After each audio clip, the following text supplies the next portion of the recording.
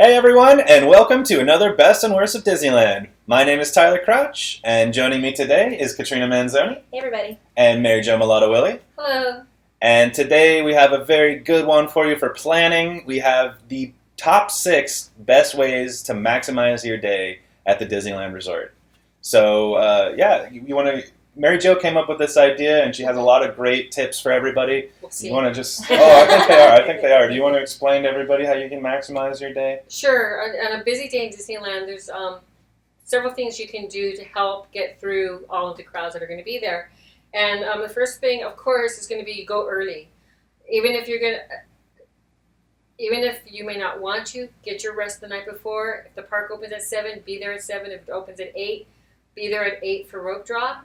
And you will find what happens here at the Disneyland Resort is a lot of the locals pretty much don't get there till 11 or so, and then it gets really crowded, right? So if you go early, you can pretty much do a lot of the Fantasyland attractions and the attractions that don't have fast passes for them, get those out of the way early in the day. So that's definitely... Even like the hour before, like if you're staying at the Disney Resort, you get like a extra magic hour, so utilize that. Yes. Oh, that's a really good point. Yeah. Or if you have the 3-day park hoppers or more. That's right. You get it's the same thing. And on the other hand, if you don't have a 3-day park hopper staying at the resort, go to the resort that doesn't have early hour for those guests, so that there's not already queues that are going to be lined up. That one's number 2 on your list, right? That was part of number 1. That's part of number 1? Okay, Yeah, I'm sorry. I'm screwing the whole thing up. Yeah, sorry. We have a big number 1. We have a multitask number 1. That's okay. That's all right. I'm right more. I'll let it pass. Thank you, sir. But that, like she said, I mean, when you get there early, you can get so much out of the way immediately. Yeah. It's just like the best way to do it, unless you're just a sleepy guy or you got hungover the night before. Leave the sleepy guy back at the hotel, and those of you who want to just leave him a note, be like, we'll see you in a little bit. Yeah. Okay, so let's get on to the real number 2 now that I've ruined that. The real number 2, and I think we'll all agree, is use MaxPass. Yes. Even though it's $10 a day for those who haven't added it to your annual passes, it's well worth the cost. And the cool thing about it too is you're not locked in for the entire visit. So if you just want to use MaxPass the first day and you find out that you don't need it the other days, you don't have to get it every day. Personally, I think it's well worth it because you can be at one park. Once you get in, you can look and see the times that they have for the attractions, see what's available, and you can do your fast passes at either park. And the cool thing too is, let's say you make a plan to go on an attraction, you get MaxPass, and then you decide to do something else, and you cancel it.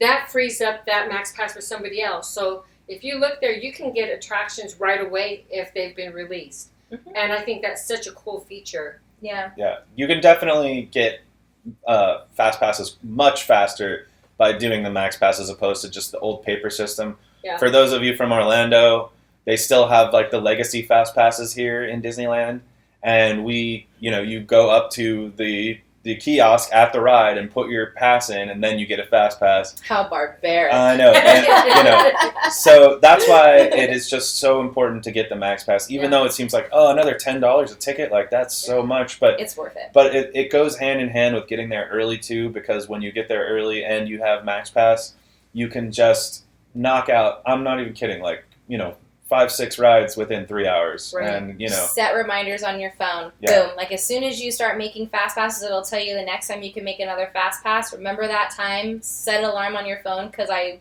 swear you will probably forget, because I've done it more than once, being like, oh yeah, I'll check my phone, and then you're waiting in line talking to people, and then you realize that it's like you're past the time to get another fast pass. So if you want to utilize it, make sure you set a timer and just keep getting those fast passes whenever they're ready. And if you have a MaxPass, I should say, that happens within just 10 minutes or whatever, you can go do that, and as soon as you scan your MaxPass, you can go get another one right then. Right. So it just makes it so much more efficient. And honestly, I think it's hard when people are on vacation. They don't want to think about, oh my gosh, there's another $10 here, another $10 there. But you spent so much money to be here a lot of the time. to begin with, like you maybe have your airfare and your hotel and all that stuff. Don't waste time by just trying to save $10 here and there. Don't waste your time. Yeah. Like, time is money. Exactly. Like, exactly. don't wait in like a 40-minute line or an hour line, and then you can see it just like a walk-on for Fast Pass, and you could have done it like an hour before. Well, Right. and adding to what you're saying, if you're budgeting for your trip, add the cost of the Fast Pass as you're factoring how much it's going to cost you to be here in the first place. Or just pre-buy it. When you get your tickets online, you get an option to add the Max Pass along with it. Just don't even worry about it the day you get there. Just pre-buy it. I know everybody's going to use it. Honestly, it's like totally worth it. It's in the morning, you scan it, and then you run to your ride, and then while you're waiting in line there, just start making your Fast Pass for the day, and then just keep going from there. All right, Mary Jo, let's get on to number 3 there. So number 3 is going to be use the Disneyland app. So I highly recommend making sure before you leave your hotel that you update it. First, you download it, and if you have it on your smartphone already, make sure you've updated it before you get to the parks, because you don't want to get to the park and it says, oh, you need to update it before you can see what's happening. So do that, because that's what happened to me. So I know for a fact. And then when you have the Disneyland app, you can look at the attractions to see what the timing is. So if you're maybe planning on going on Splash Mountain and you see that it's going to be 70 minutes, and then you look at the train roller coaster. Big Thunder? Big Thunder. Why did I blank out? And then you see Big Thunder, that might be 30 minutes. Yeah. Or less even, 15 minutes. And so you can really optimize your time and decide what either to get a Max Pass for something later and then go on an attraction that has a shorter line. Sure. Or check to see if a ride's down. Because if you're at Tomorrowland and you want to go ride Indiana Jones and it's down, like, why waste your time from going to one side to the other side? Yeah. Just check it before you walk. And the way you do that is if you look in there and there's a star instead of a time, then it's down. So if there's a little circle with a star instead of the minutes for the queue, then you know that just check again later, right? Mm-hmm. Yeah. I think if you click on the bottom right, there's an icon. I'm not 100% sure what I think it's just 3 bars. But if you click that, you can also just see a list of all the times, and instead of looking at a map, because sometimes the map can be kind of confusing. You maybe don't know the park all the way, and if you're looking at the map, you're like, what is this? This is, but everything's in alphabetical order in that list, and it just, to me, I like the list a little bit better. It makes it easier to look through, and just show times, and you can also find out where characters are going to be and all that stuff. Dining, you can just do it for just dining in general. Yeah. Okay. Yeah. Let's do number 4. Okay. Speaking of dining, that was such a great segue. Boom. Make your dining reservations, and there's 2 things. You can make dining reservations for the restaurants that have them, or order food at one of the fast mobile ordering. The mobile ordering. The quick service locations. That will save you so much time. We did that the other day. I was over at the Smoke Jumpers Grill. Yep. Oh, cool. And I did a mobile order of the food there, and by the time I walked over, it was a 5-minute wait, and there was a long line of people, and I didn't have to wait in that line. Yeah. And everybody stares at you and goes, "How'd they get their food? I just got here." Especially, we did it at Bingo Barbecue, and that line is getting popular and longer and longer and longer, and we did mobile ordering, and it's like, boom, 5 minutes, you're done. And then we wanted another skewer, so we reordered and then just walked right up again, So I think it's really worth it to save your time, and especially if you need ice cream. Gibson Girl does it, and that line gets very lengthy, especially when it's hot in the summer. So it's very handy to do mobile ordering. There have been times that I haven't got ice cream just because that line gets so long. Exactly. Yeah. And now you can go. Now you can go shopping around the Emporium. Yeah, you can do shopping around the Emporium or anything like that, and while you're waiting, and then all of a sudden they're like, boom, your ice cream's ready, and you're like, all right, ice cream time. And it's just so handy to make dining reservations for sit-down dining. If you all just, I want to do this, we forgot to make dining reservations, just go on the app just to see what's available. The app is just so handy because you can do all the things that we've been talking about, and you can cancel them if your plans change or change them to another day, and it just enhances the time that you have at the resort. Yep. Yeah, definitely. It's precious time right there. Yeah. Okay. Next one? Next one, I think we've been doing for a while, and those are the single rider lines. So if there's a couple of you, if your children are a little bit older and you don't mind, especially if you've already been on an attraction, you're going on again, do the single rider lines. You will cut so much time. And even though the lines or the queue will look really long, for instance, we were over in Pixar Pier and the Incredicoaster, you had your Fast Pass line was really long, the standby was long, and it looked like the single rider line was long. It actually goes pretty quickly because they fill up those seats. Yeah. That's right. Over there. So. And you may think at first like, well, I want to sit next to my party. I want to sit with everybody. Why would I want to do single rider? But honestly, you can't. If you think about it, it's kind of rude to be talking to the person next to you the whole time you're on a ride. Or anyway, so and you're missing the ride if you're doing that sort of thing. So you can still experience it on your own and then talk about the ride afterwards, which is, what you usually end up doing anyway. And then there are also rides like Radiator Springs Racers where you do the single rider and you have a chance. I'm not saying it happens, all the time, but you have a chance of racing the person you're with. It does with Katrina, apparently. Yeah. I know, right? I sound like a crazy person because no one has never been able to do it. But with, it's just, if you're in a big group and you do single rider on Radiator Springs Racers, you are bound to race one of your other party. Which makes it even more fun when you're racing against your friend, right? And then the other one, whoever loses, gets like all pissy the next day and just like, but I get it when people want to get pictures taken, if they all want to like sit together and wait in line. But if you really don't care about your picture on a ride and you don't need a group photo or anything, just do it. It saves so much time. Like Radiator Springs Racers, sometimes that fast, like that single rider line is like 10 minutes, sometimes walk on in the morning. Yeah. You can do Radiator Springs Racers like back to back if you want to in single rider. We've seen that line be like 105 minutes. Like last time we were here, it was like, the stand line is like 105 minutes and then you can go do single rider and that's like a 10-minute wait. And you really have to balance out how important it actually is to sit with the rest of your party. Now I know with like little kids and things like that, it's not going to be possible, but the single rider is a great way to do anything. Any attraction that has a single rider, it's like a great way to get it done. Space Mountain, the Matterhorn. Yeah.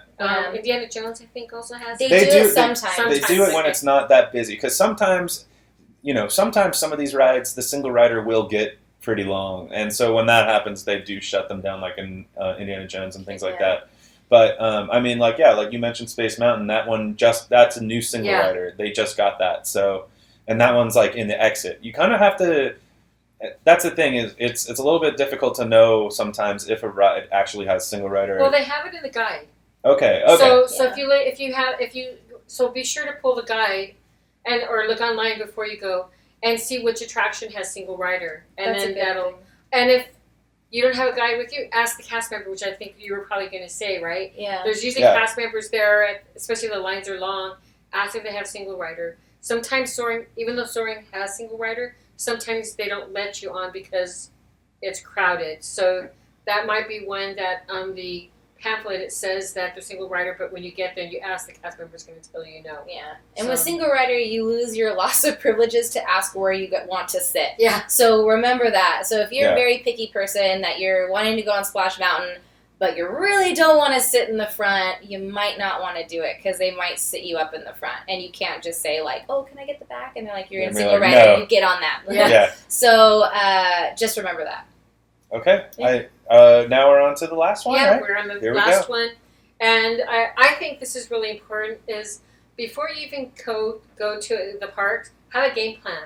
Yes. Take some time out, and we used to do this with my family all the time, and kind of go over your day and make those decisions of where you want, how you want to, your strategy for going to the park. And imagining you with like a battle strategy with your whole family around the table, having like little. Yeah, I was just about to say you have like the game of Risk in front of you. Yeah, but sometimes you want to sit there and especially on a busy day, find out what are the must dos. That's what we always do. What attraction do you have to do? That way, when you're there at the park and you ask, "What do you want to do?" Especially if it's hot, people are going to go, "I don't know. What do you want to do?" And then you stand there for like an hour. Yeah, and you're going to lose so much time. Or if you don't have a game plan, you might go from Adventureland to Tomorrowland or Toontown, and you're wasting a lot of time with the crisscrossing or going to, which I do think that park hoppers are good, but when they're used correctly. And then you were Yes. talking about, Katrina, if they want to do different things, right? Yeah, because I've overheard people talking. If you have teenagers, and sometimes the teenagers, if you have little brothers and sisters along as well, sometimes they want to ride rides that you don't want to ride. And if they're old enough, I've heard parents just say, okay, to the teenagers, you guys go do what you want to do for 3 hours. I will meet you here at this and this time, and then obviously everyone has cell phones and stuff, so text when you guys are ready and set, and then we'll think up of another game plan. But I think it's just it's sometimes it's better to separate instead of, if you really don't want to ride a ride. Sometimes the teenagers think the Fantasyland rides might be too childish for them, and they don't want to wait in that line. They want to go ride Splash Mountain, or they want to go Space Mountain. So if they're old enough and you feel safe with them leaving, then go ahead and just let them fly. Yep. Let them do their thing. Or by the same token, the older people might want to go on the faster rides, and then you have some young people who aren't ready yet to go on them. If you have ahead of time, who's going to go with the younger children and go do something, and then let the older ones go do the more adventurous type attractions, and then where you're going to meet up. I think that's another thing. Because it might save a lot of time than just waiting in Fantasyland for Alice in Wonderland, or, I'm not saying those are the childish rides, but, sometimes kids don't really want to go on Small World and wait in line for Small World. They want to do that. I would. He probably would not. Small World's fine. I just said a lot of times I don't want to wait in line for it, but... Yeah, so, for that, just save some other people in your group an hour and let them go do their own thing, and then meet back up and continue your day. I think another good way to have a game plan too is to, especially if you're going to do max passes, is to get one person that you're going to give all the passes to. They're going to be handling the passes for that day, and they'll be doing the timing and everything. Well, yeah, but whoever's the planner. Yeah, whoever's the planner. Them do it. Yeah, just give them everything and pass it off, and that way you're not going to be looking on your phone. Okay, who's going to make these fast passes? Okay, oh wait, he already has a fast pass for that. Just have everybody on the same thing, and I think that helps too when somebody goes back to the hotel. That the ones who are still in the park, they can do the max pass for everybody, and you don't have to have everybody there with you, right? When you make that plan. So when they do meet up, everybody can go on the attraction together. That's right. We did that recently when we were out with Rhino and Craig, and I think Rhino must have had, or I think you had. Yeah, because right? I'm the keeper of the tickets when I'm in a group, because I need to make sure that everybody is going to be on that ride with me, and that we're going to utilize that max pass and have fun. And I, sometimes we do get caught up in talking and stuff, and so I always have my timer on my phone, being okay, everybody, be quiet for a second. We have to do the next fast pass. Yeah. What are we doing? And we were doing different things. Now I wasn't even here. And when I met up with everybody, there were already 3 attractions that we were going to go on that you had already. Yeah, because you scanned your ticket and you did your thing, and I don't know what happened, but you I was with Teresa. Oh yeah, and so you guys left for a little bit. Yeah. So as long as you scan your pass in the morning, and you activate it, and you have to leave or something, you can still get your other party can get tickets for you. Yeah. So it's definitely handy, especially when I need your ticket. I need to do the barbaric way and put it through the system in that way. It saves so much time, because the way you're talking about it, and we're laughing, but it really happens where, we don't have everybody's fast pass, or where is, and you're waiting. So this is another way of just really maximizing that time that you have there, and it's so much easier. Do you remember the old time, the old way? I'm going to say it because I remember getting in line. It's only my fast pass, and I would go, and then there's another party with 8 tickets, and they're going this, trying to make sure everybody has their tickets, and then maybe one's not I don't know. It made me so anxious. I was like, oh my god! And this is so easy. It's just swipe, swipe, swipe, swipe, swipe. We're done. Yeah. Okay, yeah. So that is our six best ways to maximize your day at the Disneyland Resort. How about we run through them again one more time, Mary Jo? Okay, so going from the top, we have go early if possible, and use Max Pass, Fast Pass. Use the Disney app. Make dining reservations or use the mobile ordering. Use the single rider lines, and have a game plan. Awesome. So real quick before we end, I did want to say one more time that we are getting a new setup soon. I'm going to leave it to your imagination. We're going to have new cameras and a new switcher and stuff, so everything will start to be pretty. And I just, I want to thank you guys for joining me. Sure, and thank you. It's going to be fun when we get this new setup down. Yeah, and we really appreciate your patience, for sure. Yeah, definitely. And I would like to see everybody below tell us what your favorite things to do are to kind of maximize your time at Disneyland or Disney World, whatever. I mean, they're kind of interchangeable in some of these aspects. So, yeah, write them down below in the comments, and we'll look through them. And we'll see you all next time, everybody. Goodbye. Bye. Ciao.